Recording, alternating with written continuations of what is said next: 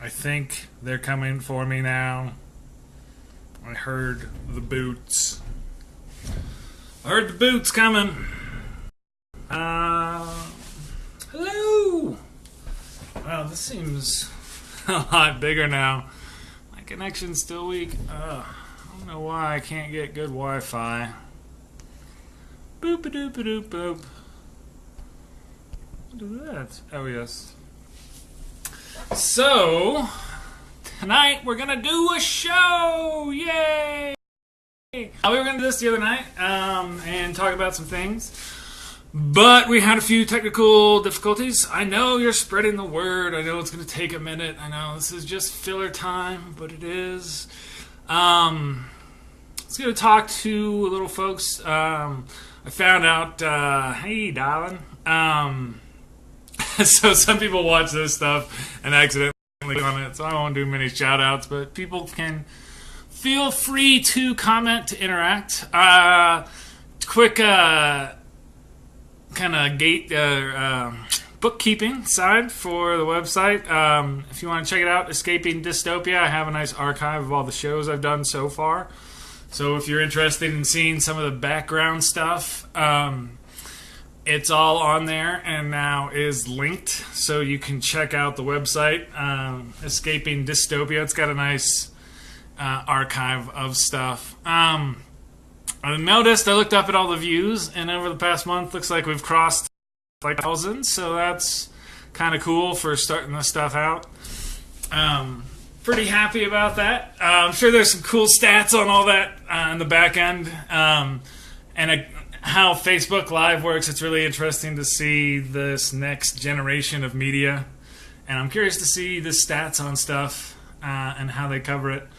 One of the things I did want to talk about tonight was our media and how our media system works, and how it affects and changes our perception of reality. There was a nice article I linked the other day, and this is the first thing I wanted to talk about, was how our media shapes our notions of reality. This article is really wonderful, this case against reality that I linked the other day. If you want to Google that, that's the name of the article, The Case Against Reality. And it's about this professor of cognitive science who has kind of a model for the world and behavior in it, and what affects behavior, and then built these models based on that to define whether or not it matters that people are right about their concept of reality as they're making decisions to affect and change that reality. It's actually a really interesting kind of article in that sense, because it abstracts these notions into what essentially becomes kind of an algorithmic concept. And that's what this what you see, and this is kind of this question of whether or not perception shapes reality or trumps reality, or is, if the perception is reality, and when we use it to shape the reality that comes next. And this is kind of part of the model, and this is where, tying this back to the fake news discussion, I don't know if you guys saw about the guy showing up at the Pizzagate thing with the gun, and this is where this fake news, this unreality, just this belief and concept shapes reality, where these things actually happen. This is one of the quick, tying back to my pantheism and the concept, the proof, the notion of God, about that, this belief that something is real, that somebody then acts upon, gives that belief a realness, right? Because what caused this person to act in that manner? Oh, well, it was this belief in this thing. Well, how can you then say that that thing does not exist, as that thing has now affected the real world? Even if the thing that just affected the world was a belief in something. So to say that one of those things is not real when it is now doing the things that real things do, the questions get a little convoluted, and the words that we use to describe them with our language can become confusing. And how to pull this apart. And this is actually something that ties back into the alt-right, and something that is a little bit more on the philosophy side, was the way that language can be deconstructed into simple notions. The mimetic battle with the alt-right is based so much on the kind of concepts, I think, from the philosopher Jacques Derrida. He's the guy from the 21st century. The notion of deconstruction, how you take these ideas and reduce them to a simplest idea. And that's what a lot of this mimetic battle is, that you see politically, is reducing this simple idea to this one thing and then comparing that to another, and then, this and then versus that. And now you see the difference between the two and trying to make that kind of point in shaping people's perception of reality. So, to the real world and less abstract. So, one of the notions, and something that people have talked about a lot, is this concept of a middle ground politically right now between the two parties or different things. Oh, why can't we find the middle ground or work together and do this? One of the issues with that notion currently is and this is my question, right? And this is this next discussion. What is the middle ground between fantasy and reality? And to say, like, how do you bridge that gap? Like, how do we say, all right, well, I believe this and you believe that, let's give and take, and I believe in reality and you believe in a fantasy, so let's see where the middle ground is there.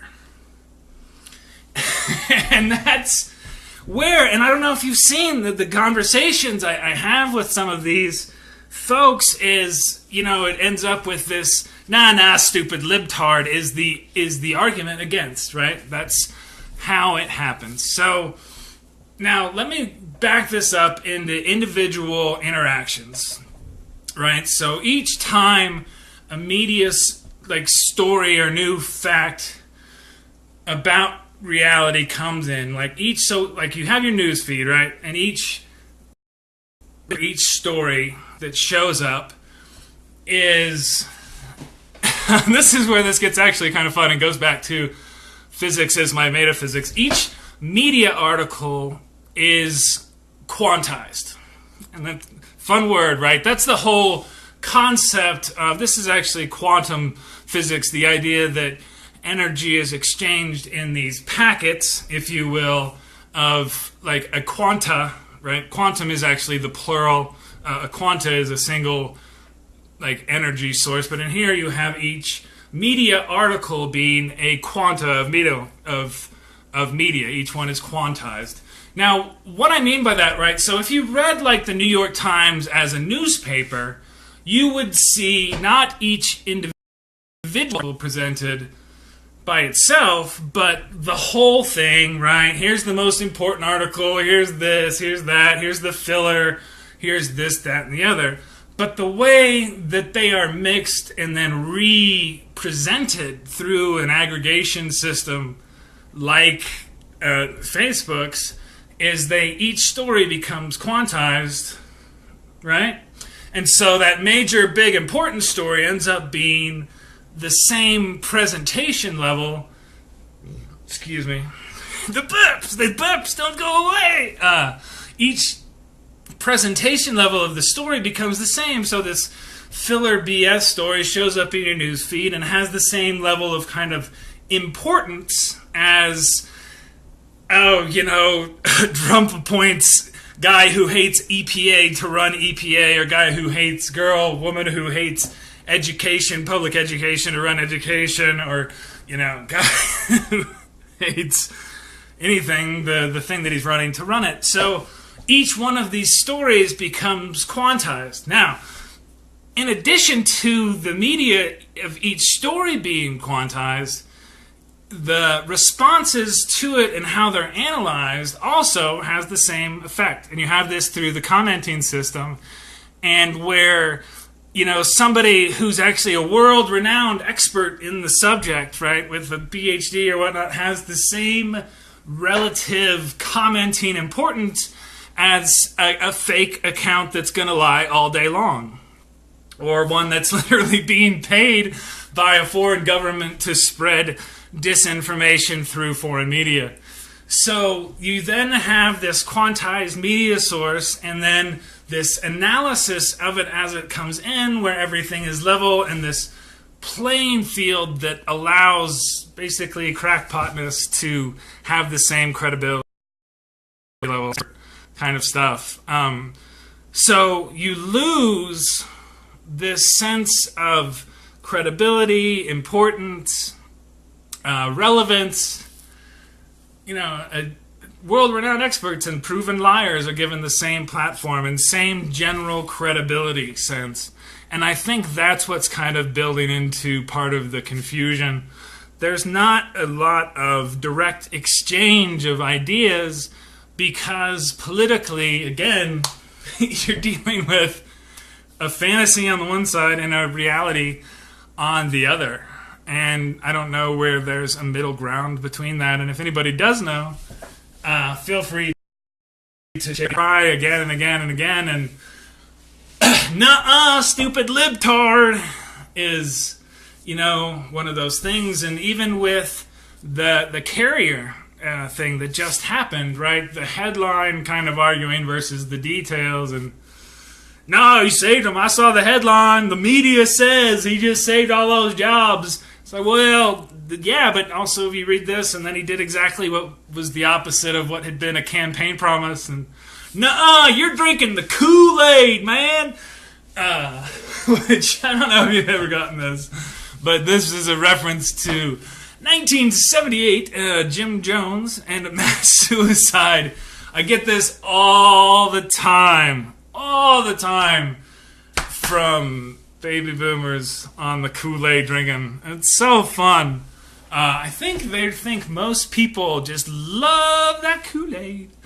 But it's one of those comments that, again, it's hard to find this middle ground between reality and fantasy.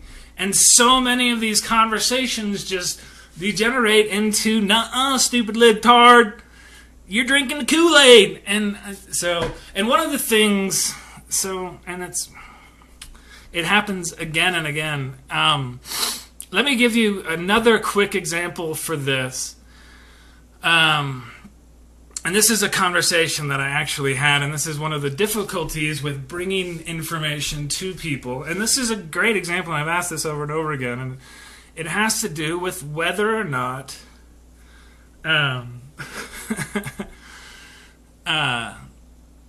Hillary Clinton is a criminal, right? And this is one of those things of where you had this tumult of fake news and oh, by the way, fake news, to be very clear, there's like this mainstream notion. I was thinking about this the other day, and there's this kind of general spin and biased kind of media, but still somewhat based in reality. And then you have Onion style but real fake news, right? Like it's that whole like people just making up stuff with real people that looks real but is just false. And that was the big fake news problem. Excuse me. Let me get a drink. But getting that information across to a society in this false, where everything is questioned and nobody believes anything. So going back to Clinton being a criminal or not, the thing that actually shut the door and killed this was the second letter from James Comey that kind of literally said, oh, there's nothing here, but then because of the way the media kind of talks about it and it filters through, it became this, oh, that's a complete confirmation of her guilt. And how do you then talk to somebody who is, all that did was confirm that she was guilty when, the comment comes out and says she wasn't. and then the whole system is fixed, and how do you get around, and where's the common ground between fantasy and reality? This has been a problem for a while in the right-wing intellectual world, and that there isn't one. And so many of their political policy positions have been just divorced from reality for so long that there's no middle ground to find conversation-wise. And there's no facts to argue because the argument isn't about facts.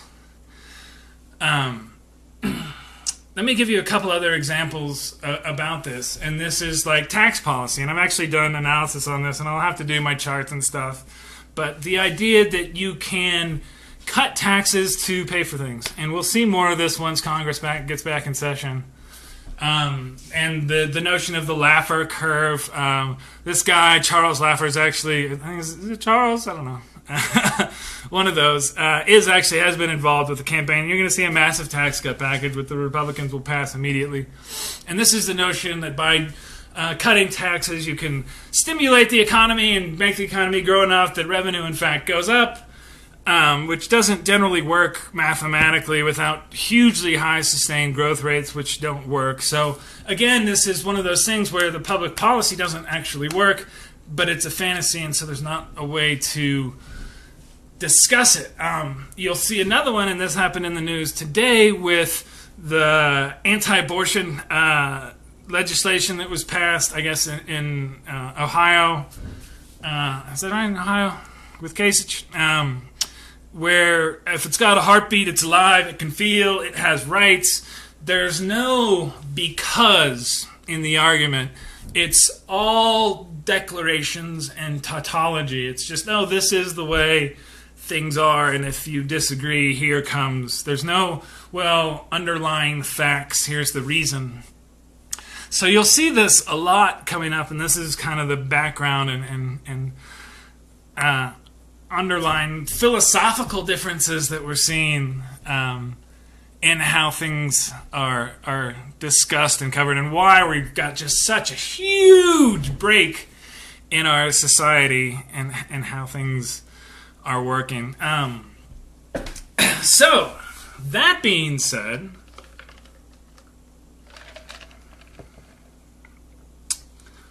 we have a guy who wants to become, who will take over president, who does apparently to listen to security briefings from our intelligence services and keeps blowing these off. I think I can just imagine how one of these early went on, and they sit down and they're like, Mr. Trump, we wanted to show you this. This might be a little uncomfortable, but this is a direct communication from Vladimir Putin regarding you. And it's like, yes, Putin, Trump is so easy to manipulate. You tell him whatever you want and just compliment him, and he'll take it. And I can see Trump like listening to this and then just being like, that's bullshit, man. I gotta get a Trump voice. But I can see him just dismissing it and then being like, I actually talked to Vladimir and he said that I was really pretty sharp, so I don't think that's true at all. But this whole international interference with the core of our democracy is a huge story,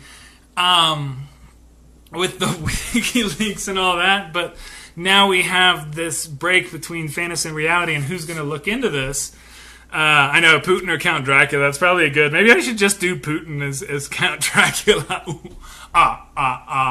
One democracy fall, two democracy fall.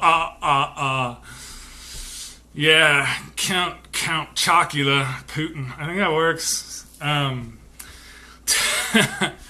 So I do think that's still one of the biggest stories that hasn't been really told about the election, international interference.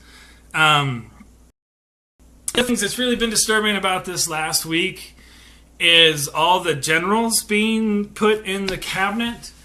I think we all kind of saw the authoritarian tendencies from candidate Trump, and by the fact that he just likes to say stuff and make it so. Again, this is what I was talking about, just the tautological rulership. This is, the trend and tendency for this is so obvious and presented.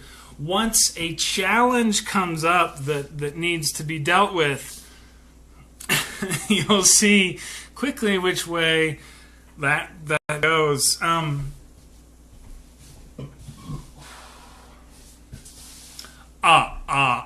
Full democracy, fall. I need. Do you ever see? Inspector Gadget. I need a cat so that I can be like the Inspector Gadget guy, because he was pretty good. He just had the chair. So there's been a trend, and this is the break, like I was talking about, this fantasy reality thing. With a lot of these, I'll have a whole show on the cabinet once the cabinet gets finished. But there's been a few more announcements this week, including the EPA guy, Ben Carson, education. These people who do not think the job that they're supposed to do should be done. And that kind of problem, and it's not going to show up immediately. And where these things really hurt us is, they compound over time. So this guy taking over the EPA hates the EPA. He doesn't believe in climate change at all. So what happened when this happened under Bush is you saw careers just destroyed. Like, who's going to go and work and do this stuff when their grant money's going to run out next week and never be renewed? And so you have this whole career path that now just is derailed. And that stuff is real. And then people have to do something else and move on. And knowledge and information is lost. And when those kind of leadership changes make a big difference. But they don't happen immediately. This is why you're seeing the stock market do really well, because you have a true corporatist, someone who's totally going to let them just run roughshod over everything, which will work in the short term. And I think you're going to see a big run-up for probably 6 to 9 months. I'm thinking next summer before it's when something weird happens and the reaction is so off that you'll see the bubble burst pretty huge. But this whole putting people who hate the concept of their job in charge of things will actually come back to haunt. It was the big, let's see, what do we got? Theory is that they're all betting on assistants and interns to do the real work while they shake hands, sign shit, read speeches, and do the TV news interviews. Yeah, and tweet, and do the distraction thing. It's going to be, again, the Republicans have a true agenda, and I was actually going to get to that here in just a moment. And the agenda they're going to be doing is I'm going to talk about what's going to be happening on the other side, is tweets about Air Force One. And, oh, no, we should get a better deal, and, oh, this company should do that, and, oh, this blah, blah should do that, and blah, blah, blah. Meanwhile, while that's going on, right, you have segue into stuff like Standing Rock, right, which now there was the truce, if you will. My understanding of this issue is not perfect, so I'm not going to really go off on it too much. My understanding is there's just been a temporary reprieve, but eventually it's got to be really settled in court. Which is how we used to do stuff in this country, but now we have a president who doesn't totally respect the rule of law and a Supreme Court that's kind of broken, and I'm not sure how we're going to fix that. So we shall see on those. Well, of course, I'll let you know when I see. But moving into this now, while we have these distractions going on, there's going to be just a fundamental change on how they want this country to work. The Republicans are really pretty hardcore concerned, but the message that's brought them into power is a pretty strange one that appeals to a small general percentage of the population.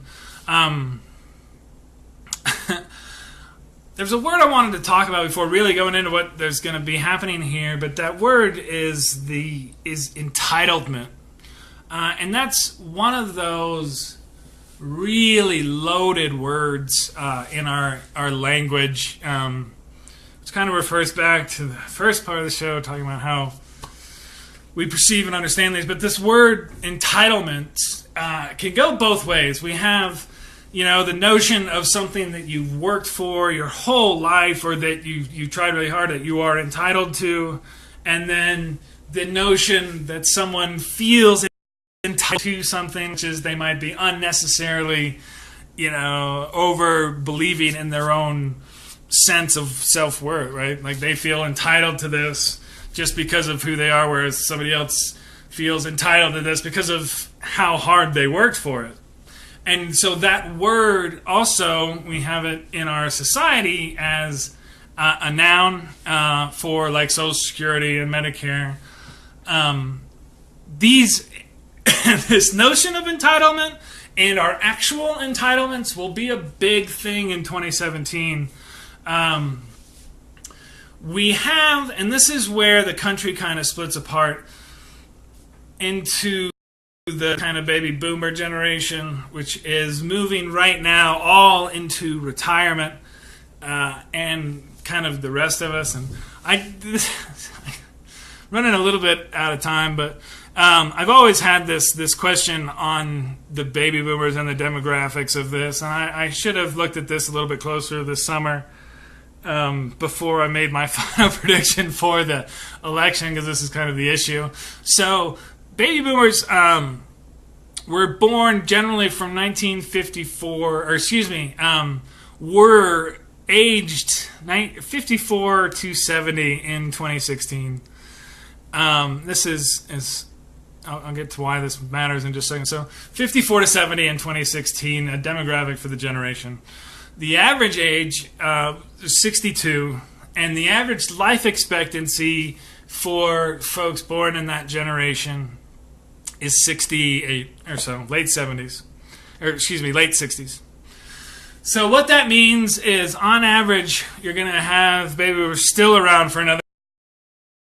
It's going to last long enough demographically for this split between fantasy and reality to exist for another 4 years. I do not expect, so that's why I'm kind of like, people need to kind of settle in for a little bit of the long haul, because I don't know how long it's going to be before electively we can really set reality back in, despite the fact that actually, I swear that if we redid the election today, I'm pretty sure Clinton would win in all these other places because of a number of factors. In fact, a lot of people who didn't think that what could happen did happen, so they didn't vote, and if they had a chance to do it again, they'd do differently. But so I don't know that we don't have to worry about too much about this huge legislative long-term danger from the Republicans. But what they're going to do now legislatively is a little dangerous. Let me get to that. Some of those. One, if you think the Republicans are going to stand against Trump, you're, I think, a little bit naive about how the GOP works. One of the people they venerate more than anybody is Ronald Reagan, and Jesus and God and stuff. So there were 10 commandments in the Bible, and then Ronald Reagan came up with an 11th commandment, and I believe it was, "Thou shalt not speak ill of thy fellow Republicans."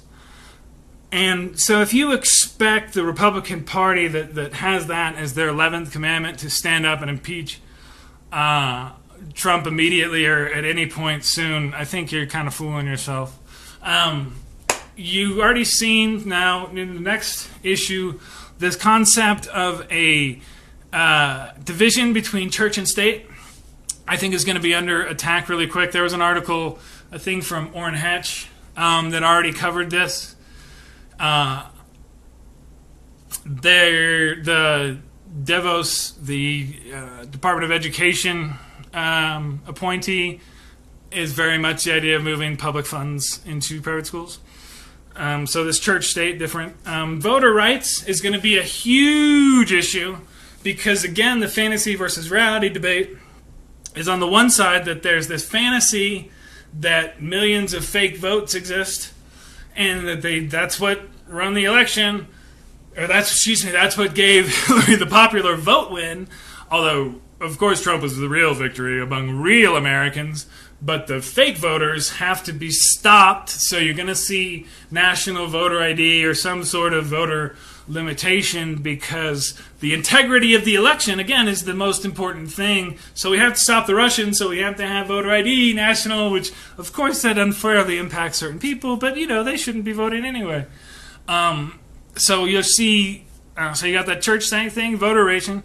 Now you've got Paul Ryan and the Ryan Plan on health care, which then ends Medicare for everyone under 55, which curiously also correlates with that whole generational divide I mentioned earlier. I don't know if you've ever seen the Ryan Plan, but it's curious how that lines up. Anyway, somebody knows their demographics. And they're going to go after the ACA, Obamacare. We'll see how that works because I think in reality, a lot of people actually like the ACA and what it's done. And then you have the EPA. Oh, and then HUD, housing, again, being gutted from the inside with somebody who doesn't believe it should be. So you have all these policy things going on. So watch out for the distractions. Keep it along. I'm just kind of laying out some of the legislative agenda. And then the final big one, and this is something that should probably be its own topic, and I'm pushing my 35 minutes now, so I think we might move this to the next thing, because I wanted to talk about a couple of things. I'm really underestimating how long I rant about some of this stuff, and I think I might be missing it, so I need to work on some of the format stuff. Man, I'll tell you, the big one that I'm worried about and will watch is going to be net neutrality. And this is something that I've always believed in pretty big. I need to do a whole show just on that. And I kind of understand why John Oliver likes to do that, just one 20-minute, 30-minute thing on one topic instead of 12. Because you need to set up, here's what net neutrality is. I have to kind of assume that something that is happening, and I've already done this, and this is what's going to really kill net neutrality, is free apps, free no data cap, the zero caps or however they're calling it. I get this with Verizon for the NFL mobile, and I can watch whatever football game is on TV over my cell network in HD for free, and just watching a single game is essentially as much data as you get for a whole month, but you get it because there's no cap. And so when you start to have these apps, especially like AT&T, that now have the deal with DirecTV and AT&T, I believe, where they get free data and no caps for all their vertically integrated content, and then Comcast does that kind of thing. This sets up this huge competitive disadvantage for, say, someone like Netflix or something who doesn't get a part of this. And so you're going to see the entire internet kind of bifurcate if this goes through. And so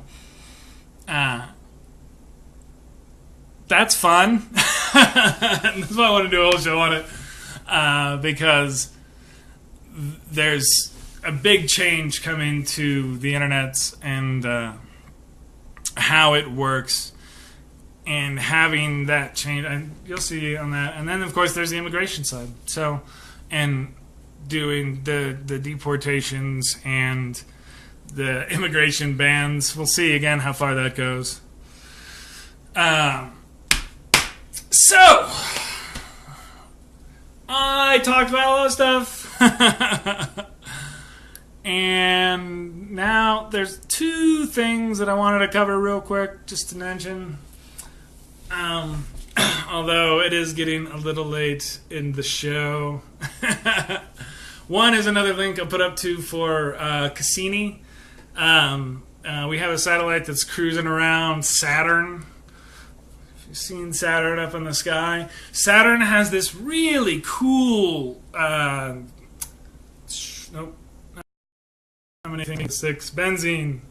The 6-sided hexagon on the top of it, which is cool because it's a planet and it's got a hexagon on it. Check out the pictures from that for Cassini.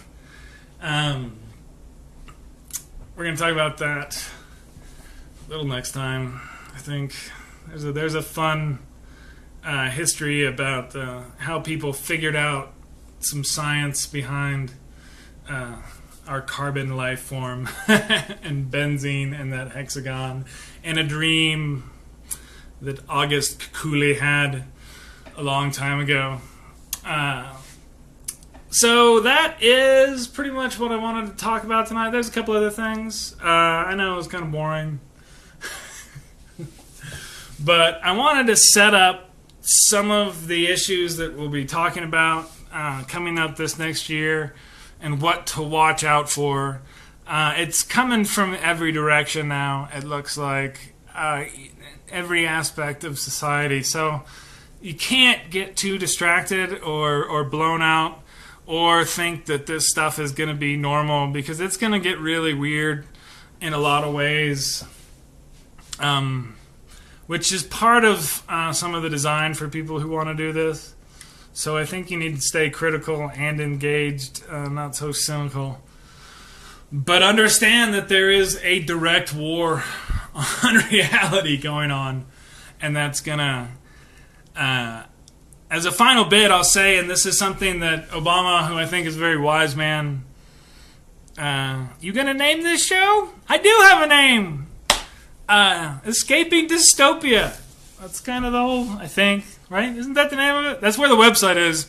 If you go to the website escapingdystopia.com, you can go see all the archive for all the shows, almost all of them. I've got all the first 6 episodes up. This, I believe, is episode 8. And the point of the show is to try and... Oh, you're welcome. Thank you for watching, everyone who is watching. That's kind of the point of the show, is to avoid this reality where we all die, or lots of people die. And so if I can start to talk about what's going to happen, and then if you see it happen, then we can maybe organize and change what could possibly happen next. So that's the idea generally with the show. I love Dr. Pepper, man. Diet Dr. Pepper is my sauce. I'm trying not to drink it during the show because then I burp a lot and it's awkward. And I don't think, I'm trying to be professional here, folks. And burping is not where it's at. Like, because then it's like, dude, don't stop burping in my face. It's like I'm watching Facebook and you're like, ugh. And I can burp really good. I'm really good at it. Not that that's something that should be impressive. But, that's the idea behind this show and why I talk about all this boring policy stuff, because you'll see it happen. And a lot of the situation, again, where we're in now is really good. Job situations are good. One of the reasons why a lot of the stimulus that I think Trump's going to try and do is not going to work is we are largely at full employment right now. And this is why they're going to start to raise interest rates. Because it's at 4.6%, and you have so many of these people. There's a lot of people not working in gross, but that's because, again, a lot of people are retiring fast, and it keeps going up. Cherry Dr. Pepper. Ooh, I might have to try that. Thanks, Joe. It's awesome to see people watching and saying thanks and reading. You have to stay and pay attention. I wanted to talk a little bit more about some other media stuff, and I will cover it again as we do some of the background stuff. But understanding how to find and good media sources that you believe in is going to be more important in the coming years. So you have a grounded sense of reality that's not, thank you, sir, that's not just whacked out, because we're in crazy land. The word for it is surreal. As some people have noted, we're in surreal world. I mean, this guy's tweeting. It's like ridiculous stuff. It is ridiculous. I'm with you on that. So I'd like to thank everyone for watching. We're pushing like 45, 50 minutes, which is fun. But then I have to watch it later to annotate it. It's so much work and all that. But I'll throw up. Oh, and also one of the fun things about the website is I then kind of throw up the links tied to old stuff so you can read it and then jump around, and hopefully I can get it all organized. But thanks everyone for watching tonight. Did my thing again, and we will do a show Sunday. I'm going to try and do a little bit more prep for people who want to watch, so I can throw up my links maybe a few hours earlier. I don't know. We'll see. This Schadenfreude. Yeah, is everybody not familiar? It's a great word. That the German were basically taking pleasure in the pain of your enemies. And what is greatest in life, Conan? Ooh.